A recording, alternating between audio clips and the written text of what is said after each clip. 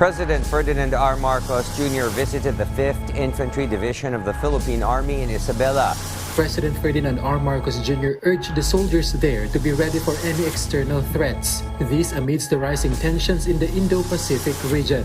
Dapat maging handa ang Pilipinas dahil sa mas dumaraming pahayag ng mga banta sa labas ng bansa, resulta ng pagtaas ng geopolitical tension sa Indo-Pacific. Ito ang sentro ng mensahe ni Pangulong Ferdinand Marcos Jr. kahapon. May mabagis na banta sa kabila ng katahimikan ang ating Pangulong Bongbong Marcos Jr. Tahimik sa Camp Melchor de la Cruz sa Gamo Isabela. Ngunit ang katahimikan ay binalot ng nakakapangilabot ng mga anino ng paparating na panganib. Dumating si Pangulong Ferdinand R. Marcos Jr. upang magbigay ng babala sa kanyang mga sundalo. Ang banta ay nandyan na. Kailangan tayong maganda, wika niya, na tila may kahulugan ang bawat salita. Nitong Lunes, bumalot ng matinding tensyon sa mga pananalita ng ating Pangulong Bongbong Marcos Jr. Kailangan maging handa ang Pilipinas dahil sa mas malinaw na mga banta sa labas bilang resulta ng tumitinding tensyon sa geopolitika sa Indo-Pacific. Sa kanyang pagharap sa mga miyembro ng Philippine Army's 5th ID sa Camp Melchor de la Cruz sa Gamo Isabela, sinabi ni Pangulong Marcos na ang kalapitan ng Pilipinas sa Taiwan ay naglalagay nito sa interes ng China. Kaya mahalaga na ang hilagang bahagi ng Pilipinas ay handang-handa sa anumang maaaring mangyari. At iyon ang dahilan kung bakit ang banta sa labas ngayon ay naging mas malinaw, mas nakakabahala, at iyon ang dahilan kung bakit kailangan nating maganda. Ika pa ni Pangulong Marcos sa miyembro ng 5th ID. Kaya iyon ang misyon na nasa harap mo ngayon. Ngayon mayroon kayong dalawang misyon, samantalang dati ay panloob na seguridad lamang. Habang ang Pilipinas ay hindi nag-aangkin ng teritoryo, sinabi ng Pangulo na ang pamunuan nito ay kailangang baguhin ang pag-iisip at magpatibay ng buong dedikasyon sa pagtatanggol sa teritoryo ng ating bansa. Dagdag pa niya, kailangang magsagawa ng iba't ibang hakbang ang pambansang pamahalaan upang mapanatili ang kapayapaan sa rehiyon tulad ng patuloy na diplomasya.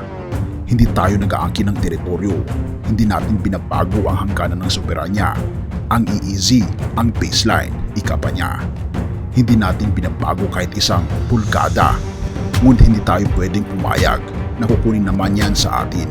At dahil nagbabago ang geopolitical landscape, ang mga lumitaw ng bagong banta, nagdesisyon ang pamahalaan na isama ang Cagayan bilang Enhanced Defense Cooperation Agreement sa pamagitan ng pagkipagtulungan sa US, ang pinakamalapit nitong militar na kaalyado.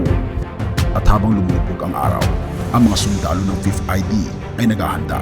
Ang kanilang misyon ay nagbabago mula sa panloob ng seguridad patungo sa pagtatanggol ng teritoryo.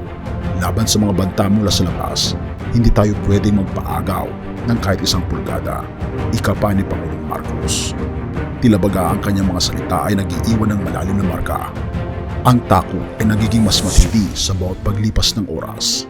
Isang tikma ang paparating, ang mga tunog ng eroplano at ang paggalaw ng mga tangke ay nagbibigay ng tunog ng paparating na laban. Ang mga sundalo ay naghahanda sa kanilang mga posisyon. Ang ating teritoryo ay dapat ipagtanggol, wika pa ng ating Pangulong Marcos. Sa likod ng kanyang mga salita, may mga kasunduan at alyansa na isinasagawa kasama ang EDCA site sa Cagayan. Ang mga sundalo ay nagtipon, handa sa anumang maaaring mangyari.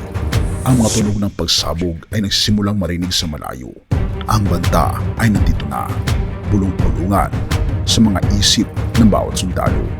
Ang kanilang laban ay magsisimula na. Sa mga nagdaang buwan, 2 lalawigan ang naideklarang malaya sa insurhensya. Ngunit ang panganib ay hindi nagtatapos dito. Ang bawat takbang ay mahalaga, bawat desisyon ay maaaring magbago ng kapalaran. Habang ang gabi ay dumidilim, ang huling pagkilos ng mga sundalo ay nagsisimula. Hindi tayo magpapatalo. Sumisigaw sa pag-iisip ng bawat isa at ang laban para sa kalayaan ay nagpapatuloy. Mateo 24 verse 6-8. At kayo'y makakarinig ng mga digmaan at mga lingaw-ngaw ng digmaan. Tingnan ninyo na huwag kayong mangangamba sapagkat kinakailangang mangyari ang lahat ng mga bagay na ito.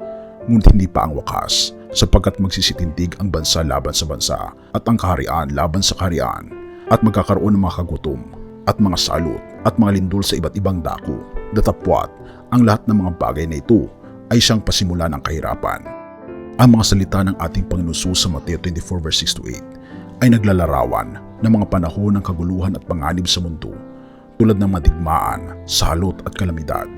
Ang mga pangyayari sa balita tungkol sa tumitinding tensyon sa Indo-Pacific at ang pangangailangan ng Pilipinas na maganda sa mga mas malinaw na banta mula sa labas ay nagiging isang tunay na pagsasakatuparan na sinasabi ng ating Panginoong Jesus. Sa mga panahon ng kaguluhan at banta, tayo ay inaanyayahan na huwag mag-alala, ngunit manatiling matatag sa pananampalataya.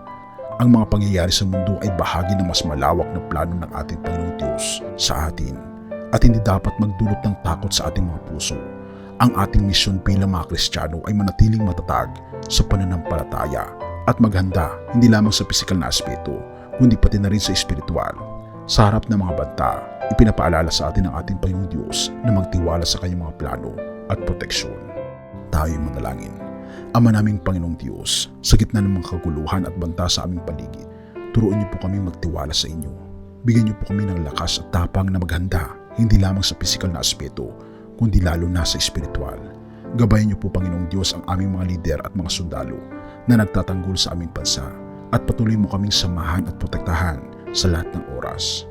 Salamat Panginoon sa pagdinig ng aming panalangin at patawarin po kami sa lahat ng aming pagkukulang at pagkakasala sapagkat ito ang isang matiling sa matamis na pangalan ng aming Panginoon at tagapagligtas na si Jesus. Amen.